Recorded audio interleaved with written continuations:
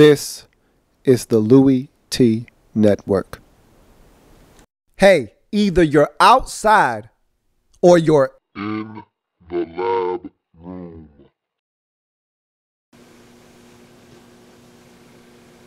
Who else could it be but me, your man, Louie T? Welcome. You are in the lab room. Of course, I'm your host, Lou. Thank you for joining me. Week number 17 in the National Football League. Kansas City Chiefs taking on the San Diego Superchargers in a huge Week 17 AFC West family business showdown. Playoff implications are all over this game. For San Diego, it's really simple. Win and you're in. You don't need help from anybody, and that's the way you want it. If you're in Week 17 and you got a chance to get in, you don't want to be like Kansas City, in this case, where you need help from all kinds of people. They needed Jacksonville to pull a miracle out of the hat. They needed Cleveland to find a way to get it done. They needed tons of help, and they had to win themselves. So they didn't control anything. All they could do was try to win and see what happens. For you, simple. Go on the road, beat Kansas City, the Alex Smith-less Kansas City Chiefs, ruptured spleen, keeping him out of this game. So, hey, it's the same scenario it was last year. You needed to win last year against these same Chiefs, except it was at home, and they had nothing to play for, but you still got Chase Daniel in that game. Here's another situation where you need to win to get in. It's Kansas City in front of your face. This time you're not at home, but it's still Chase Daniel at quarterback. So it's the same thing if you're San Diego. Just win the game. Last year, arguably, you should have lost that game. Ryan Suckup misses a late game field goal, and then in overtime, a questionable call gives you the football and a chance to win. So you got it done, though. You need to get it done again. So off the Arrowhead we go, where, hey, it's playoff time. I love this kind of football, lot on the line. How are these two teams going to respond? And early on, you could tell, and you know what? I think Chase Daniel is a quarterback that, because he's a backup, number one, we don't talk about a lot, which is understandable. You don't talk about backup quarterbacks that often, especially when your starting quarterback isn't playing bad football, and Alex Smith usually doesn't play bad football. So we don't talk Chase Daniel a lot. But when he does play, the first thing that jumps off the page at me, and I forget about this all the time, is his athleticism. And he's a guy that at Missouri, when he was a quarterback there, used to run quite a bit. And I forget that because I look at him and he doesn't strike me as an athletic quarterback. But then when you see him play and you realize he was keeping a football on read option a couple of times and getting away from some defenders, and you're like, damn, I forgot you could run, man. And doesn't throw the football bad either. So he comes in and really picks up where Alex Smith left off. Didn't make too many egregious mistakes. Was pretty solid. He made some good throws in some tight windows. Didn't do a lot as far as expanding the passing game. He didn't take a lot of shots down the field. Did hit DeAnthony Thomas on a beautiful deep ball on one play. Was slightly underthrown. Could have led him a little bit more, maybe given him an opportunity to maybe run under the football and maybe score a touchdown. But look, he still hit him on the deep ball, made some throws, and gave this team a chance to win. And that's all you can ask for. Don't make the egregious mistakes, which is what Alex Smith normally doesn't do. So all we're asking you to do is basically pick up where Alex Smith left off. Don't make any bad mistakes. Manage the game. Give us a chance to win. And that's what he did in this game. I thought he had a solid showing, which is what he always does when his number is called and they're asking him to play. He usually does exactly what he did in this game. Like 15 of 25 or 15 of 27 or 17 of 25. For, 200 and some change, 100 and some change. It wasn't spectacular, but he did enough for this team to win. I thought what really kept San Diego in this game was the fact that the the Kansas City Chiefs found it hard to score in the red zone. I mean, they had to settle for 4 field goals in the red zone. Had they scored touchdowns on 2 of those possessions, this isn't even a close football game. And keep in mind, they were inside the red zone quite a bit, were the Kansas City Chiefs in this game, and only able to come away with 1 touchdown. And the 1 touchdown that they did get Remember, Dwayne Bowe fumbles at the 1-yard line going into the end zone. It's recovered by Travis Kelce in the end zone to preserve the touchdown. So even the one touchdown that they got, they worked hard for it and almost didn't get it. So the Chiefs struggled. I thought they had bad execution in the red zone. 2 sacks by Chase Daniel in the red zone. You had a 12-man in the huddle penalty. They just weren't efficient in the red zone. They made too many mistakes, and that's why they had to settle for the field goals. But despite all of that, this was about the Kansas City Chiefs defense is what it was. And I look at the San Diego Chargers offense, and we knew about Phillip Rivers and his bulging disc in his back. And so you already knew he wasn't quite right. They came out early in this game to the Chargers, and they tried to establish a run, almost too much so. I thought that they were too passive early in the game. A lot of runs by Oliver, and he had some success on that opening drive. It stalled out, and I thought they were running on 1st and 2nd down in the first and midway through the second quarter way too often, putting themselves in 3rd and long situations, and Phillip Rivers wasn't having that much success early in this game.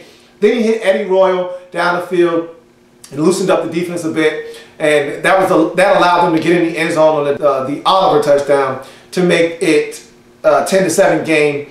And that would be, who knew that would be the only points that the Chargers would score in this game. Now, they had their opportunities much like Kansas City did. The only difference is Kansas City elected to kick the field goals, whereas San Diego elected to go for it on 4th downs.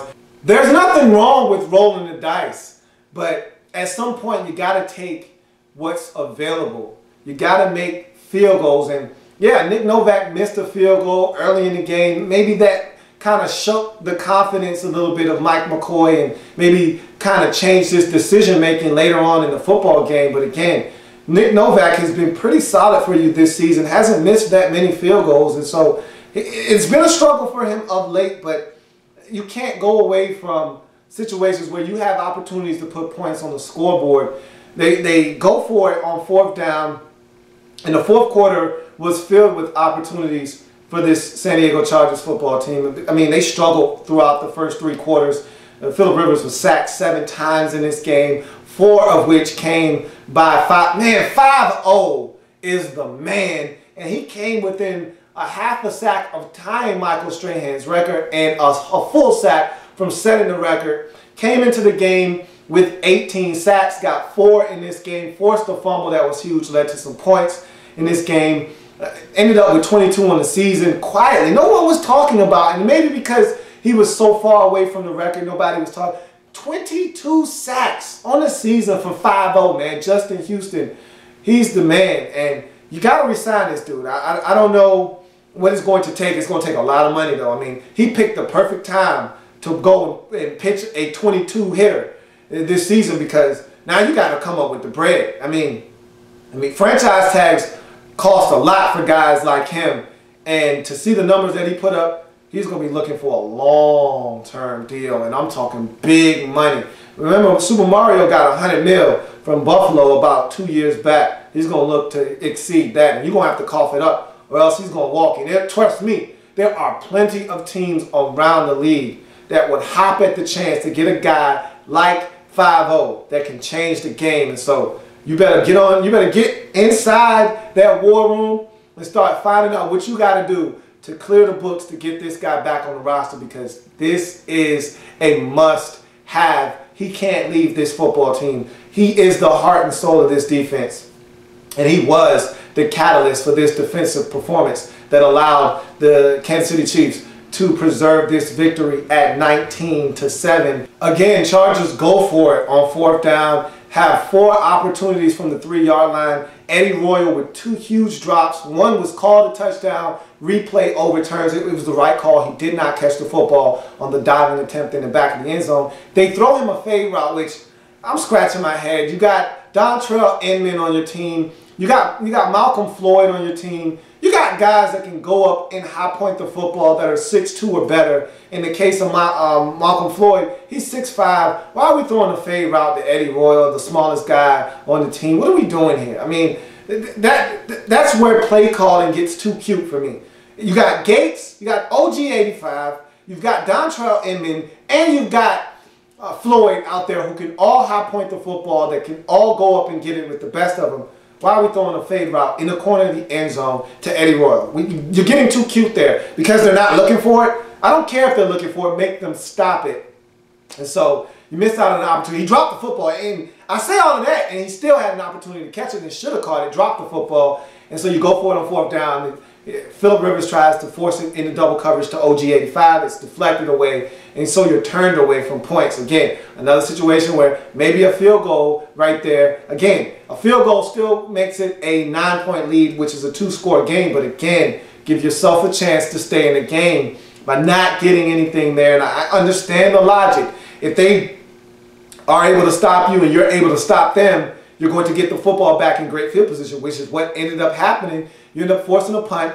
You get great field position. You move it back down the field. And what do? You stall out on 4th down. Again, 4th and 1. You try to run it with Donald Brown, and he gets nowhere. There's penetration in the backfield. He runs into his lineman. They end up tackling him for like a 2-3 yard loss. Turnover on downs. And really, that was all she wrote there. You end up getting down the field again. But again, does not matter when it's all said and done.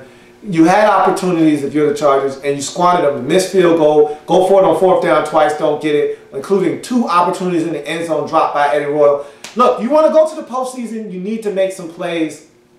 And you didn't make plays. They didn't protect Phillip Rivers, which has been an issue all second half of this season with all the injuries to the offensive line, especially in the interior of the San Diego Chargers offensive line. There's been so many injuries to the center position and the guard positions that you saw the end result, and DJ Fluker had a tough time with 5-0 in this game. And there was just pressure everywhere on Phillip Rivers. And so Chargers weren't able to get it done. Chiefs, give them credit. The defense stepped up. They didn't, and I thought this was the best game of the season by the Black Mamba. He did not hit the end zone, but he had 2 huge punt returns setting up points. He also had a big catch that set up a scoring opportunity, and they were using him in dynamic ways, gave him a jet sweep. He touched the football a lot in this game, and I like that, so thought he had a really good showing. Chiefs finished the season on a high note, and they had an opportunity, but it was a slim one again. That loss that they had a couple weeks back was the one that you said to yourself, that's the one that's going to see you not make the playoffs. And you needed to beat Pittsburgh. You know, that was one that would have been nice to have gotten. But you had opportunities this season, and you let some games slip away that you had your hands on. None bigger than the Oakland game. I talked about this before. You can't make the playoffs if you lose to Oakland. You were 7-3 at the time of that game. That loss sent you into a downward spiral. You win that Oakland game, and you probably wouldn't go to the playoffs. I mean, it's that simple. Can't lose to the Raiders and expect to go to the show. That's the one you look back on when you look at your season and say, man, if only if we could have beat Oakland in Oakland on that Thursday night, we probably would be going to the postseason. But end of discussion. Chargers don't get it done. They missed the postseason. They didn't need to go to the postseason because offensively and the defense played well enough to give them a chance to win. That's been the story in the second half of this season for the Chargers. Did enough against New England defensively. You did enough against Denver to win defensively. Offense hasn't shown up. It did it again in this game, and this time defensively you weren't able to get it done with turnovers and, you know, scoring points defensively. You needed the offense to show up and give you something, and you didn't get anything, and so you lose the game 19-7. That's going to do it for Chiefs and Chargers. Chargers missed the postseason, and so do Kansas City as Baltimore wins and knocks them out of postseason contention. For the Chargers, they needed to win to get in. They lose, and once you lose, you open up Pandora's box, and they weren't going to make it to the postseason after the loss anyhow because Kansas City would have made it before they did. So with that season sweep of the San Diego Chargers, so it has to sting knowing that all you had to do was win to get in. And again, the offense has let you down. Offense simply did not get it done. And this team looks nothing like the team that started the season off 5-1 when the offense was clicking. But then again, that was a healthy San Diego team. This team down the stretch was anything but. That's going to do it for Kansas City and San Diego. I thank you for joining me. If it happens in the National Football League, whether big or small, we cover it all here in the lab room. Come back and join me as I continue to break down week number 17, the National Football League. See you in a bit.